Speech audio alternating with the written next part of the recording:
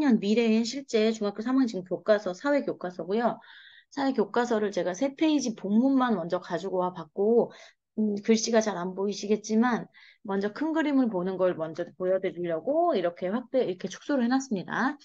여기 한 페이지, 두 페이지, 세 페이지 있고요. 아이들한테 이 교과서 한번 읽어보자 하면, 어떻게 읽기 시작할지 한번 아이들의 눈을 따라가 보면, 기본적인 경제 문제. 모든 사회는 희소성 때문에 세 가지 기본적인 경제 문제를 겪게 된다. 이렇게부터 읽기 시작할 거예요. 근데 이렇게 읽으면 안 되고 여기에 있는 제목부터 꼭 확인을 해야 됩니다. 제목이요. 시장경제체제와 계획경제체제는 어떻게 다를까? 아, 여기 밑에 보니까 학습 목표가 나와 있어요. 이 단원을 배우면 기본적인 경제 문제 해결 방식으로서, 기본적인 경제 문제를 해결하기 위한 방식으로 시장 경제 체제가 있고 계획 경제 체제가 있구나. 그거의 특징을 알면 되겠네. 라고 알 수 있어야 돼요. 그 다음에, 그러면 기본적인 경제 문제가 뭐가 있는데? 먼저 알아야겠죠? 기본적인 경제 문제가 뭐가 있나 보니까 여기에 첫째, 둘째, 셋째가 나와 있어요. 무엇을 얼마나 생산할지, 어떻게 생산할지, 누구를 위하여 생산할지. 요 가지 세 가지 문제가 있구나. 그러면 경제 체제가 뭔데? 중학교 교과서이기 때문에 역시 친절하게 설명되어 있습니다. 경제 체제가 뭔지 여기 설명이 되어 있어요. 그리고 그 밑에 시장 경제 체제가 뭔지, 계획 경제 체제가 뭔지에 대한 설명이 나와 있습니다. 그리고 마지막에 혼합 경제 체제도 한번 다루고 있네요. 요거 두 개 섞은 거겠죠. 자, 요렇게 큰 그림을 먼저 파악하고 가는 거예요. 그래야 머릿속에 지도가 딱 큰 지도가 생기고 그 지도 안에다가 탁탁탁 그 세부 정보를 끼워 넣을 수가 있는데 그런 거 안 하고 그냥 처음부터 그냥 막 읽기 시작하면 머릿속에 남는 게 별로 없어요. 그래서 정리를 하자면 기본적인 경제 문제는 어떻게 일어나냐면 모든 사회는 희소성 때문에 세 가지 기본적인 경제 문제를 겪게 된대요.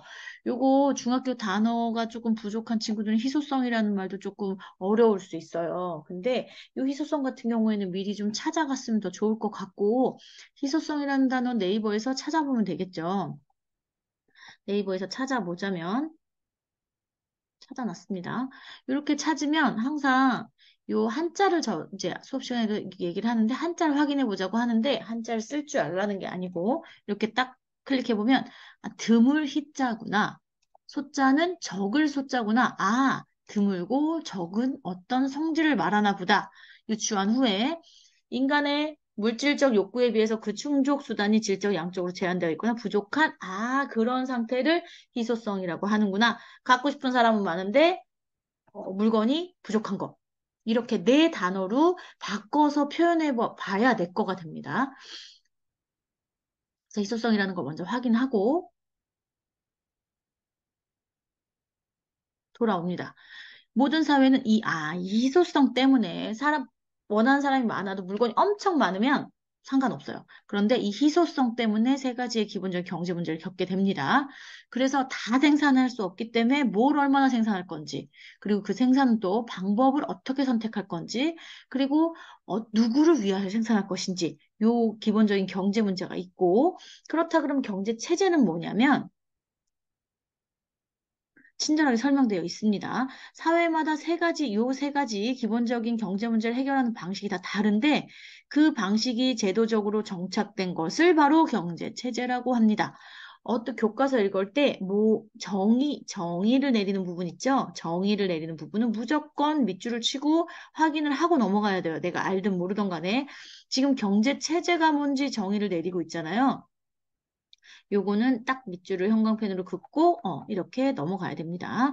사회마다 세 가지 기본적인 경제 문제를 해결하는 방식이 다른데 요 방식이 제도적으로 정착된 것을 경제 체제라고 한다. 그런데 그 경제 체제가 시장 경제 체제가 있고 여기 보니까 계획 경제 체제가 있는 거래요. 요거 조금 공부를 그래도 꾸준히 해온 친구들이라면 시장 경제 뭔가 시장에 맡기는 자유로운 것 같은 느낌이야. 그런데 계획 경제, 누가 계획하는지는 모르겠지만, 요거는 조금 얘보다는 통제적인 느낌이네까지 감이 오면 정말 좋고요. 그 감이 안 온다고 하면 읽어서 알아내야 돼요. 자, 가게와 기업이 자신의 이익을 추구하고 경제 문제가 시장 가격을 통해 해결되는 경제 체제를 시장 경제 체제라고 한다. 중학교 3학년 교과서라고 했습니다. 중학교 3학년 교과서의 한 문장 길이 정도가 이 정도 됩니다. 이 정도 되면 더 긴 것도 있고요. 여기서 주어가 뭔지, 주체가 뭔지를 찾아내야 이 문장의 독해가 제대로 되는 건데, 여기서의 주어는 가게와 기업이 요거예요. 그죠? 시장 가격을 통해 형성되는 경제체제. 이 사람들, 가게와 기업을 주체로 해서 이 경제 문제를 해결하는 거죠. 그러면 계획경제체제는 누가 주어일까요? 아, 바로 앞에 나와 있네요. 국가래요, 국가.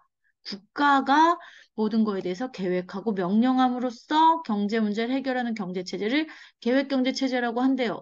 이거 약간 내가 알고 있는 어디랑 비슷하네? 이렇게 내가 알고 있는 지식을 갖고 와야 되는 거예요, 늘. 사회주의 비슷하죠, 그쵸? 사회주의와 결합하여 부와 소득의 불평등 완화를 목표로 하고 있다. 사회주의의 목표가 그거죠. 부와 소득의 불평등 완화를 목표로 하고 있대.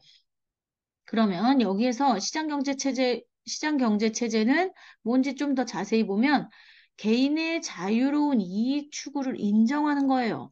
아, 그러네. 따라서 경제 주체 사이의 이익을 추구하기 위해서 경쟁도 일어나고요. 경쟁에서 이기기 위해 보다 적은 비용으로 많은 생산을 하려고 노력하겠죠. 그리고 이것이 사회 전체의 효율적인 생산 증대를 가져와 풍족한 생활을 가능하게 하겠네요. 그러나, 하지만 나왔네요. 빈부격차.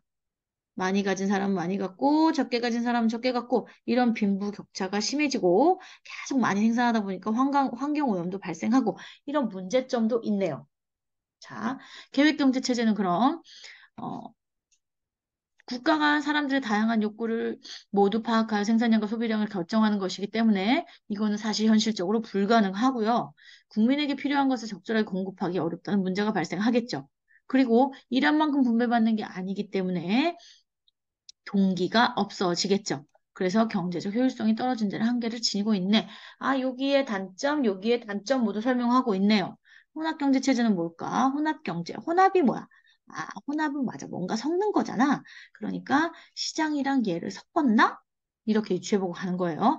시장경제체제에서는 시장의 가격 기능으로 기본적인 경제 문제를 해결할 수 있다. 하지만 가격 기능으로 해결할 수 없는 문제점이 있기 때문에 아, 정부의 개입이 필요한 거네. 아, 그러면 이거 두 개 다 섞어서 하는 게 더 바람직한 것 같으네. 아, 맞네. 오늘날 대부분의 국가는 시장 경제 체제를 바탕으로 정부가 경제에 어느 정도 개입하는 이 혼합 경제 체제로 운영되고 있는 게 맞네. 아, 요 두 가지가 섞여 있는 혼합 경제 체제가 맞구나. 요렇게 자기 머릿속에서 제가 지금 이야기한 요 부분들이 머릿속에서 지금 일어나야 되는 거죠. 머릿속에서 일어나야 되는 사고의 방식을 제가 제 말로 풀어서 한번 설명을 해봤습니다. 이렇게 하고 나면 여기에 정리가 되어야겠죠. 자기만의 노트로 딱 정리가 되어야 되는데 그때는 기본적인 경제 문제 세 가지 땅땅땅 요거 때문에 경제 문제 벌어진다. 요거 정리하고 그 다음에 경제 체제는 뭔지 요것도 개념 몰랐던 친구 같은 경우에는 요것도 정의를 내리는 부분이기 때문에 여기 정의 내리는 부분 딱 정리하고 그 다음에 시장 경제 체제 하나, 둘, 세 가지 정리하고 이렇게 해서 정리가 되면 되겠죠.